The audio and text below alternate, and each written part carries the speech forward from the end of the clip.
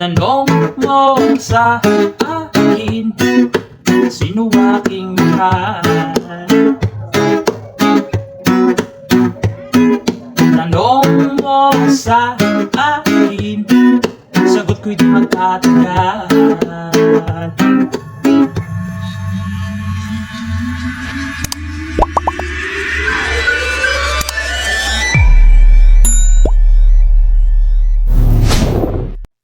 Hello mga ka-idol! So ngayon meron ako sa inyong ituturong napakagandang kanta, no? Yung Ikaw Lang Ang Aking Mahal. Kasi may nag-request sa atin. So shout out sa iyo, idol. Hindi ko kasi maano yung pangalan mo kung ano, wala namang pangalan na nakalagay. So ayun, salamat sa iyo, salamat din sa comment mo. So yung comment niya pala dun mga idol is Reggie ng Ikaw Lang Ang Aking Mahal, no?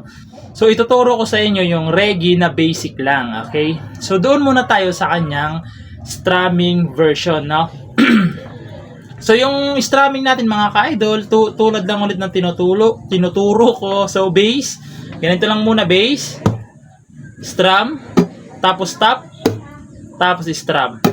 Okay? So ganoon lang yung gagamitin natin. Palitan nyo na lang kung sakaling gusto nyo, no? Basta babagay lang doon sa kanyang kanta.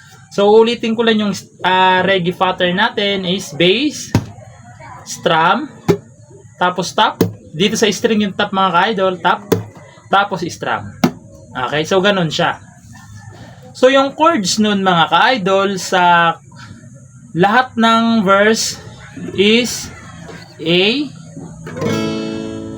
C sharp minor, B minor, tapos E. Yan. So, sa lahat na ng kanta yun, mga idol. Pero, hindi ito yung gagamitin natin, no? Kasi, reggae yung ating ituturo.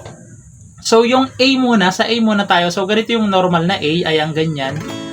So, ganito yung bar chords na A. Ito siya. Dito siya sa may fifth fret. Ayan.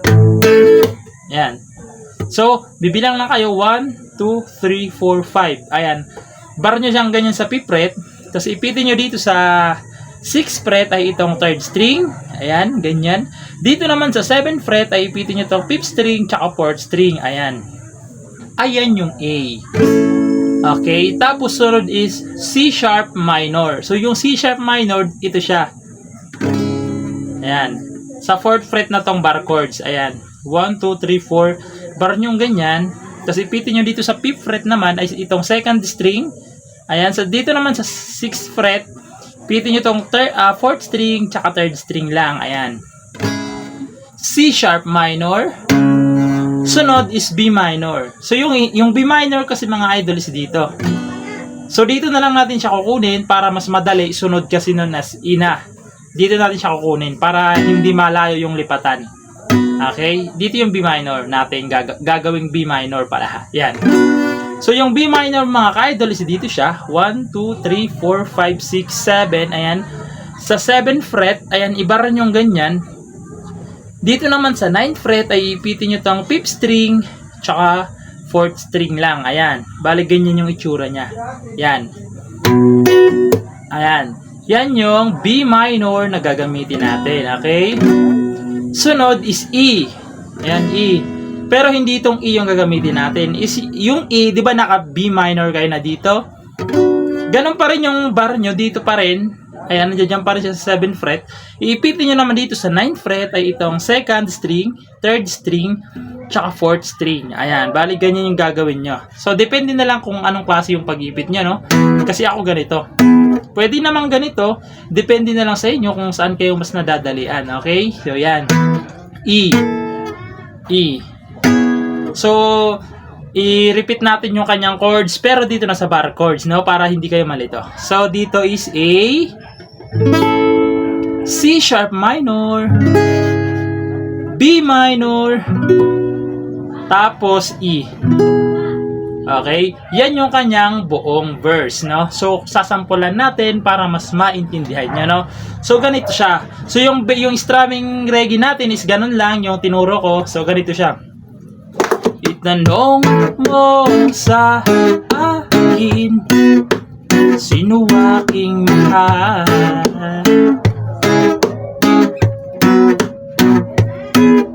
Tanong mo sa akin, sagot ko'y di magtatagal.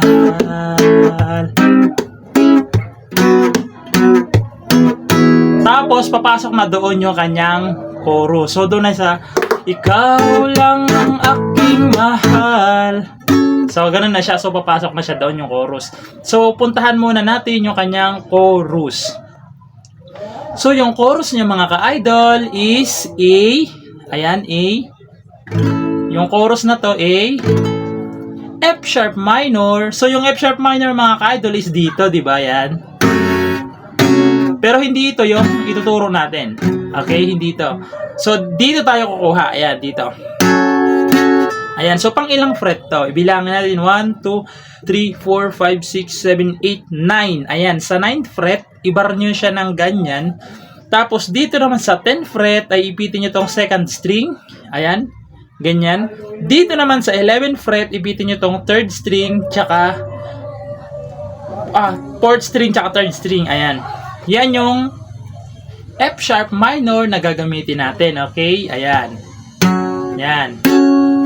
Sunod is B minor. Yung B minor na ginagamit natin. B minor. Tapos E. Yan, E. Tapos, pupunta kayo ng C sharp minor. Yan. Tapos, babalik kayo ng F sharp minor. Tapos, babalik ulit kayo ng B minor. Ay, B minor dito. Ayan, B minor. Tapos, sunod D minor.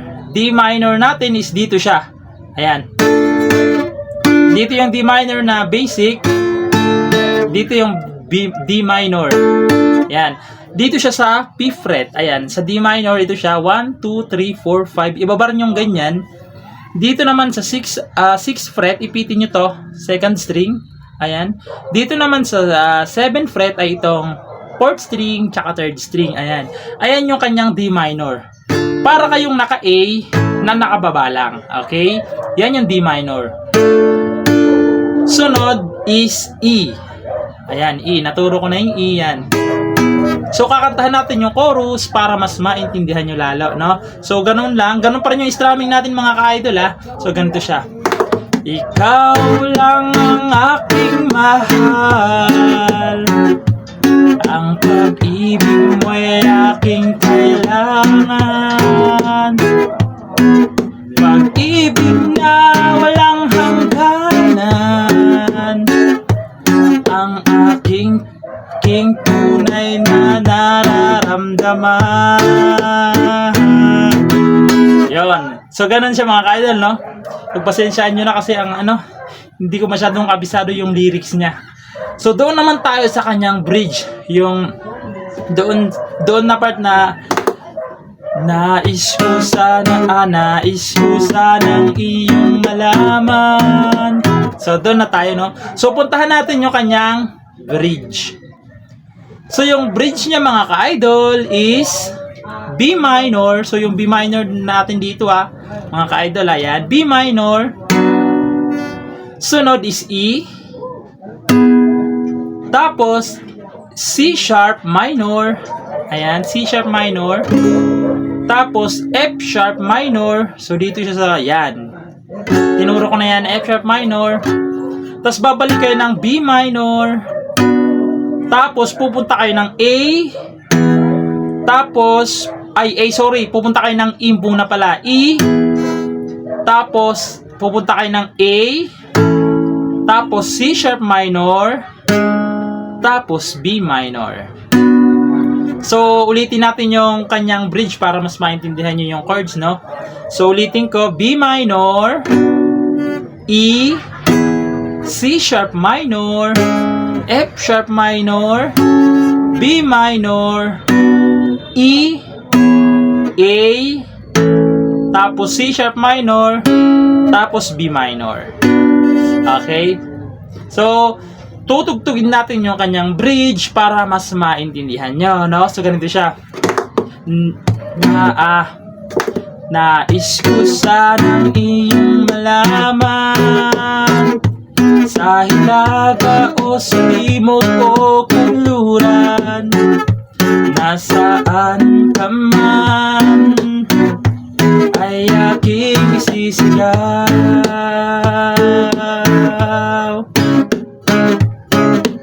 Tapos, babalik ulit kayo doon sa kanyang second verse, no? So, pagpasensyahan nyo ng mga idol yung pagturo ko kasi medyo parang naguguluhan din ako. So, ayun lang. Maraming salamat sa request mo, idol. And bye-bye!